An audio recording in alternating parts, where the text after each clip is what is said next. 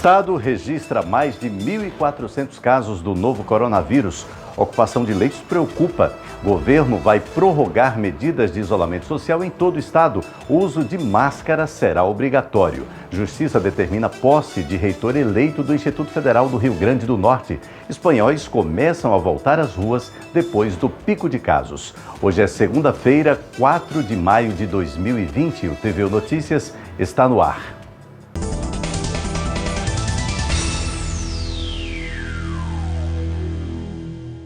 O novo coronavírus tem mais de 1.400 casos no Rio Grande do Norte. São 62 mortes confirmadas pela doença.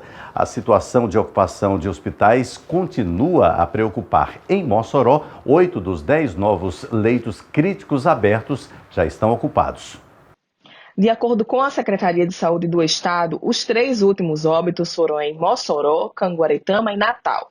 Chama a atenção a idade dos pacientes. Em Mossoró, o homem tinha 59 anos e era hipertenso. Em Canguaretama, outro homem com 53 anos tinha doença crônica respiratória. Já em Natal, uma mulher com 56 anos não teve comorbidades identificadas. Além disso, mais 23 mortes estão em investigação, o que acende o alerta para a Secretaria de Saúde. Se nós temos 62 óbitos e 23 em investigação, significa que entre investigados e óbitos confirmados, nós já estamos nos aproximando de 100, o que é um número extremamente preocupante e pode marcar o momento mais dramático de que nós vivenciamos até agora. A taxa de ocupação de leitos hospitalares varia entre 40% e 45%. Há aproximadamente 208 pessoas internadas, sendo 110 pacientes em leitos críticos entre unidades de tratamento intensivo e semi-intensivo, nas redes privada e pública em todo o estado. A situação de ocupação dos hospitais continua grave, especialmente na região de Mossoró. E a situação de Mossoró preocupa. Porque, veja só, gente, quando a gente abriu a parceria e o Hospital São Luís, a expectativa é que nós tivéssemos progressivamente o crescimento da internação do São Luís para ir abrindo por etapas, né? Vocês sabem disso. Então, na primeira semana, iríamos abrir 10 leitos, ou seja, dia 1º de maio, nós abrimos 10 leitos de UTI no Hospital São Luís e esperávamos que a gente pudesse aguentar mais tempo para abrir mais, pela questão de racionalização. Infelizmente, eu quero anunciar para vocês que os 10 leitos da UTI do São Luís já estão 8 ocupados, que mostra a evolução grave da doença. E por causa do aumento crescente nos números de Covid-19 aqui no estado, o governo vai prorrogar o decreto de isolamento social que venceria amanhã. A informação foi confirmada hoje pelo secretário de Tributação do estado. O secretário de Tributação do Estado, Carlos Eduardo Xavier, confirmou hoje pela manhã, durante a entrevista coletiva de imprensa, que o governo vai prorrogar o decreto que determina o fechamento do comércio e outras medidas de contenção ao coronavírus no Rio Grande do Norte. O atual decreto tem validade até amanhã, dia 5, quando deve ser publicado o novo, com validade para mais 15 dias e sem alterações no que já está vigente. Dessa forma, continuam suspensas as aulas até o dia 31 de maio. Além das atividades de assistência médica e de comercialização de alimentos, como supermercados e padarias, é permitido o funcionamento de oficinas, borracharias, lojas de autopeças, hotéis e pousadas, agências de emprego temporário, serviços de consertos de computadores, lavanderias, atividades de seguro e de contabilidade, serviços de venda e locação de imóveis e automóveis, barbearias e manicures e atividades de assessoria, consultoria e representação jurídica. Continuam suspensas as atividades coletivas de qualquer natureza, públicas ou privadas, como festas, atividades desportivas e exposições, assim como passeatas e carreatas. O secretário de Segurança Pública do Estado, Coronel Araújo, inclusive reforçou as medidas de punição para quem descumprir as determinações. Afirmar que está proibido, terminantemente proibido, aglomerações, passeatas e carreatas. Pessoas que forem insistirem em fazer isso e a polícia for ao local e constatar, serão detidas e conduzidas à delegacia para procedimentos. A Assembleia Legislativa e a Câmara Municipal de Natal seguem com atividades suspensas por causa da pandemia do novo coronavírus. Laísa Félix tem os detalhes. A Câmara Municipal de Natal prorrogou a suspensão de todas as atividades presenciais até o dia 29 de maio de 2020. A Assembleia Legislativa do Rio Grande do Norte tomou a mesma decisão na última terça, também para o dia 29. As duas casas legislativas estão realizando as sessões pelo Sistema de Deliberação Remota, que é uma plataforma que permite aos parlamentares debater e votar as matérias virtualmente. O presidente da Assembleia, deputado Ezequiel Ferreira de Souza, do PSDB, assegurou que as sessões remotas não trazem prejuízos para os trabalhos legislativos. Já o presidente da Câmara, vereador Paulinho Freire, do PDT, afirmou que todas as decisões sobre o funcionamento da casa serão tomadas de acordo com as recomendações das autoridades de saúde. Laísa Félix para o TVU Notícias. A Câmara dos Deputados vota hoje a proposta de auxílio financeiro a estados e municípios para o combate aos efeitos da pandemia da Covid-19. A medida busca repor a perda de arrecadação de impostos estaduais. A Câmara dos Deputados vota hoje a proposta de auxílio financeiro a estados e municípios para o combate aos efeitos da pandemia da Covid-19. Ao todo, serão destinados 125 bilhões, incluindo os repasses diretos e suspensão de dívidas. A proposta já passou pelo Senado no último sábado, sofreu mudanças e volta à Câmara dos Deputados para votação. Se aprovada sem alterações, a primeira parcela do auxílio emergencial aos estados e municípios será paga no dia 15 de maio. A principal mudança feita pelo Senado foi na fórmula de repartição dos recursos para os estados. O Senado não concordou com a proposta aprovada pelos deputados, que usava como critério a queda de arrecadação do ICMS e do ISS. O rateio será feito em função da arrecadação do ICMS, da população e da cota do Fundo de Participação dos Estados e da contrapartida pela União. Essa mudança já gerou críticas de governadores e de economistas. A governadora Fátima Bezerra, em uma rede social, falou que o projeto ainda não é o ideal, mas que é importante esse auxílio para que o governo do RN possa, através dele, sair desse período de pandemia com um pouco mais de governabilidade e cumprir com as obrigações, como o pagamento dos servidores dentro do mês e o custeio a áreas essenciais. A governadora também afirmou que o Fórum dos Governadores está acompanhando o passo a passo da tramitação desse processo e que em breve trará mais detalhes dos valores que chegarão ao Rio Grande do Norte.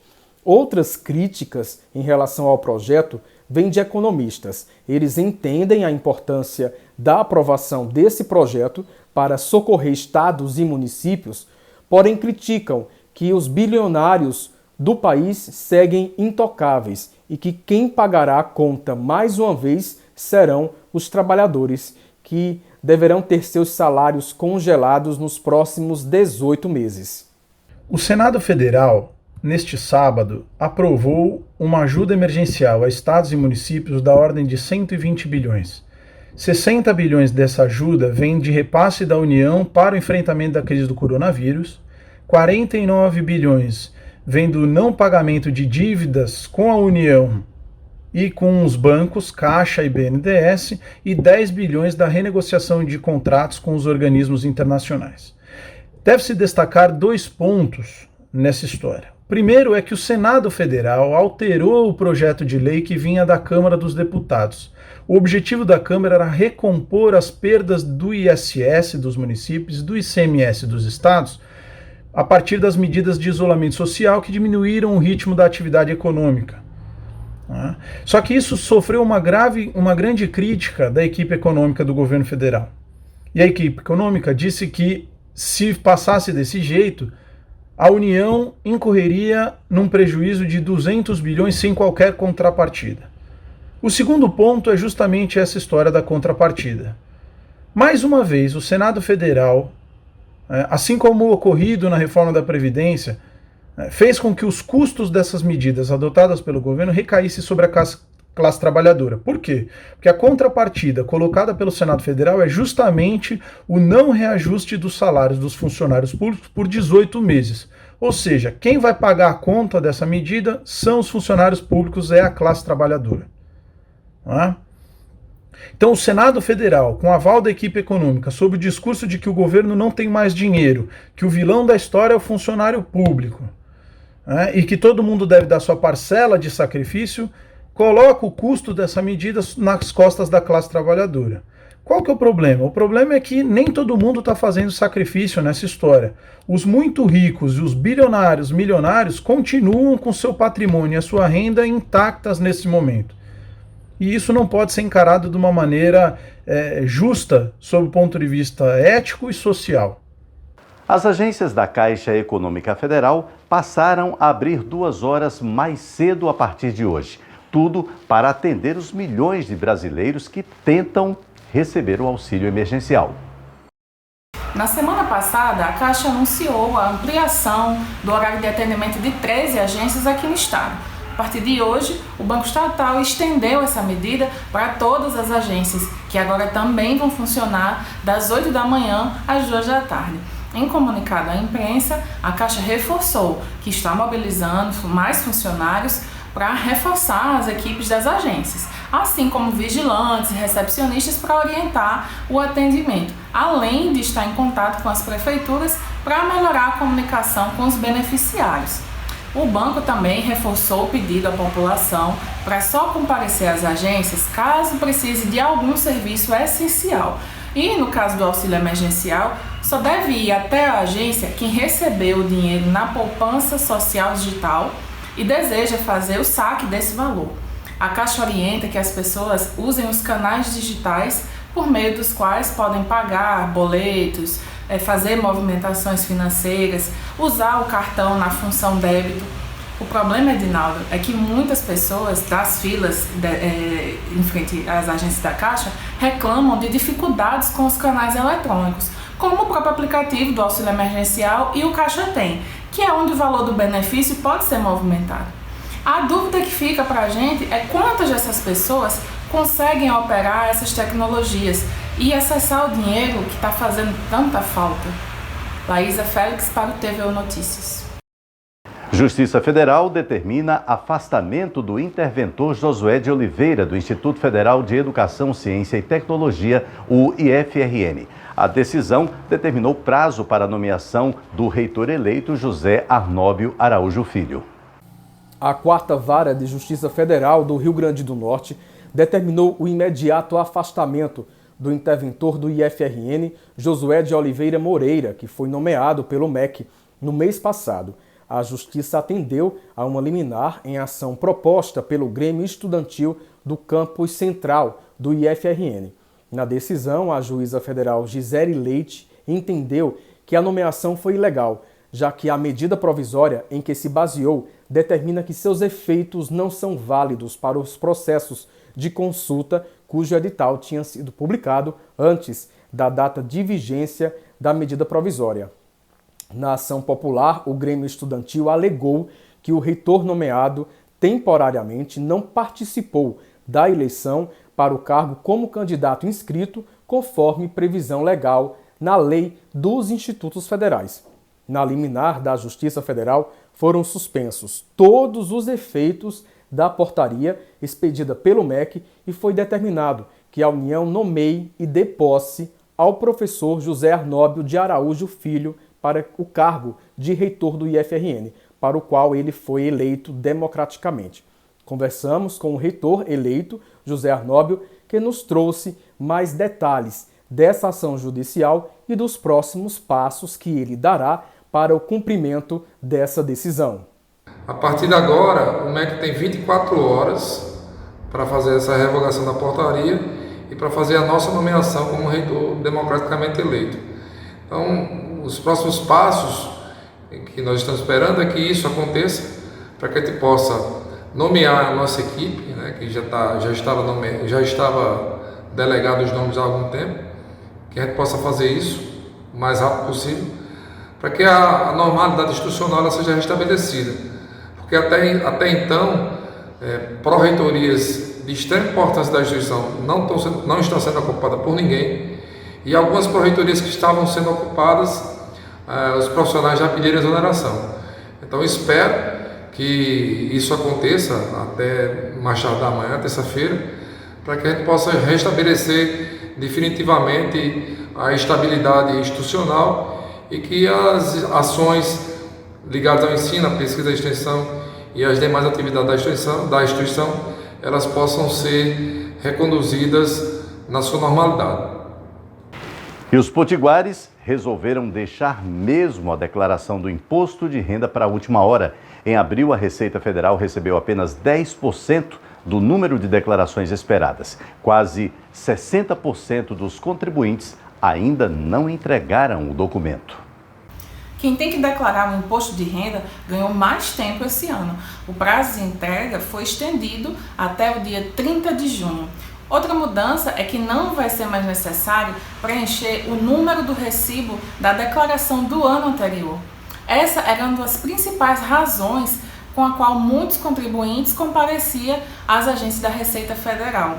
As mudanças visam evitar deslocamentos e filas nas unidades. Até o dia 30 de abril, foram entregues 41% das 336 mil declarações esperadas do Rio Grande do Norte. O número é apenas 10% maior do que o divulgado no início de abril. Apesar do prazo estendido, nunca é demais repetir. Não deixe para a última hora. A multa para quem entrega a declaração fora do prazo pode variar de R$ 165,74 até 20% do valor do imposto devido. Laísa Félix para o TVU Notícias. Daqui a pouco, Espanha começa a primeira fase de retomada de atividades e mais um episódio da série Descomplica a Filosofia. Não sai daí, a gente volta em instantes.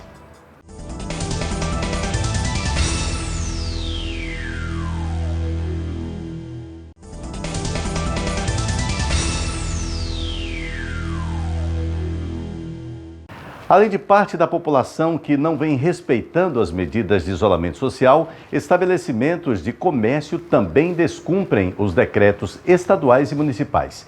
Ações do Estado e prefeituras encontraram irregularidades em 100 municípios potiguares. Dados divulgados pela Secretaria de Estado do Planejamento e das Finanças apontam que mais de 300 notificações e 11 multas já foram aplicadas em mercados e supermercados de mais de 100 cidades aqui do estado. A força-tarefa montada para orientar e fiscalizar esses estabelecimentos conta com agentes do PROCON-RN, da Controladoria Geral do Estado e das polícias militar e civil.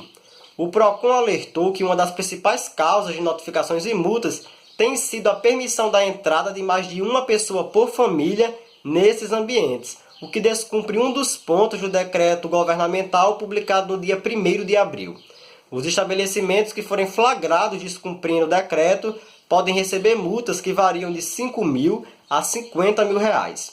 Já na capital potiguar, a Secretaria Municipal de Meio Ambiente e Urbanismo, a CEMURB, notificou apenas neste final de semana 15 estabelecimentos que estavam descumprindo as regras de isolamento social presentes no decreto municipal.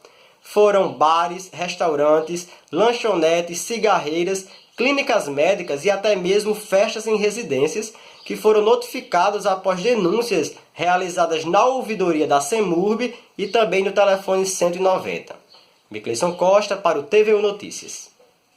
Os espanhóis começaram a sair da quarentena a partir de hoje. Nesta segunda-feira, as pessoas puderam retomar alguns postos de trabalho, restaurantes e cafés puderam reabrir apenas para a entrega de refeições. Também está permitido sair para atividades esportivas individuais e com proteção adequada. No fim de semana, foram permitidos passeios em horários diferenciados por faixa etária. Desde sábado, 50 dias após iniciar a quarentena aqui na Espanha, os espanhóis voltaram a sair às ruas para passear ou praticar atividades esportivas. A medida foi autorizada pelo governo espanhol como parte do plano de saída do confinamento, que permite circular pelas cidades em certos horários, pela manhã ou à noite. Em Barcelona, muita gente foi à praia aproveitar do sol e bom clima do final de semana. O uso de máscaras não era obrigatório, mas se recomendava manter um certo distanciamento entre as pessoas. As Ramblas, que anteriormente se encontravam vazias, agora voltam a receber visitantes, ainda que em número bem menor, comparado ao de turistas que antes visitavam a capital catalana.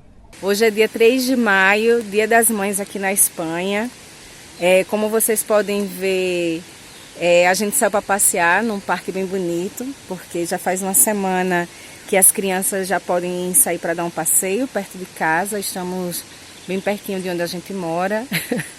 E nada como um dia de sol para poder reabastecer nossas energias. E a gente já começou na fase de poder sair de casa, mas uma saída controlada, né? A gente só tem direito de sair com as crianças uma vez por dia, durante 1 hora, e não podem ser os pais ou as pessoas que convivem com ela que podem sair de uma vez, tem que ser uma pessoa que pode acompanhar.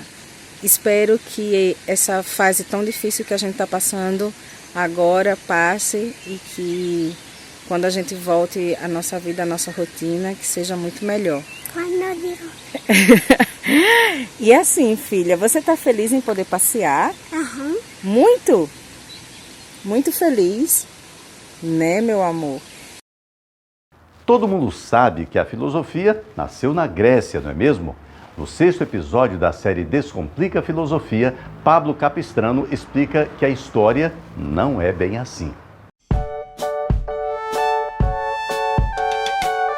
A Grécia é um país fascinante. Quem tem mais de 40 anos, com certeza, se lembra bem das viagens de Dona Benta e tia Anastácia para a antiga terra de Péricles, Sócrates e Platão, no famoso Sítio do Pica-Pau Amarelo. Lá, os gregos vestiam aqueles ridículos lençóis brancos pregados com broches no ombro direito e usavam aquelas coroas idiotas de louro na cabeça.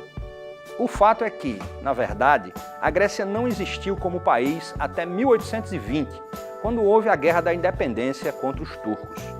Se você procurar um país chamado Grécia, com fronteiras definidas, uma bandeira, um hino nacional, uma camisa de seleção de futebol ou um pato azul e branco para o povo dançar ao redor antes de 1820, você não vai encontrar. Isso porque a Grécia, ou Hélade, como era chamada na antiguidade, não era um país no sentido moderno do termo. O que havia era um amontoado de cidades-estado, mais ou menos independentes umas das outras, espalhadas por toda a costa do Mediterrâneo, com regimes políticos próprios, deuses particulares, composição étnica específica e leis distintas. Por isso, é muito impreciso dizer a filosofia começou na Grécia. Primeiro porque Tales, o mais antigo filósofo grego conhecido, nascido por volta do século 6 a.C., morava em Mileto, na costa da Turquia. Depois, porque existem autores chamados orientalistas que defendem que a filosofia nem sequer foi uma invenção do povo da Hélade. Os gregos poderiam ter recebido as bases da filosofia de outros povos, como os hindus, os persas ou mesmo os chineses. Tudo numa corrente de transmissão de rotas comerciais que ligava, na antiguidade, Oriente e Ocidente. Mas, como quase tudo na filosofia é polêmico, um sujeito chamado Diógenes Laércio, um eurocêntrico militante, defendeu a tese do milagre grego. Assim, a filosofia teria surgido do nada, eclodido de modo repentino no meio das praias ensolaradas do Egeu, produto do gênio grego, sem nenhuma influência do estrangeiro. No fundo, essa ideia é muito mais uma crença política para embalar o nacionalismo grego e salvar a Europa antiga do vexame de não ter criado nada de original para a humanidade do que uma tese histórica definitiva. Isso porque quase tudo que realmente importa na vida da gente parece ter sido produzido ou na África, na Ásia ou mesmo nas Américas, se levarmos em consideração o milho do São João e a rede de dormir. De longe, a maior invenção da humanidade. As cidades, a escrita, a agricultura, a domesticação de animais, o fogo, o papel higiênico, imagino que é viver sem um, e o macarrão foram criados por outras civilizações. É muito 7-1, não é mesmo? Por isso, seria interessante manter a crença no milagre grego, para que pudesse sobrar para os europeus da antiguidade, pelo menos, a tal da filosofia.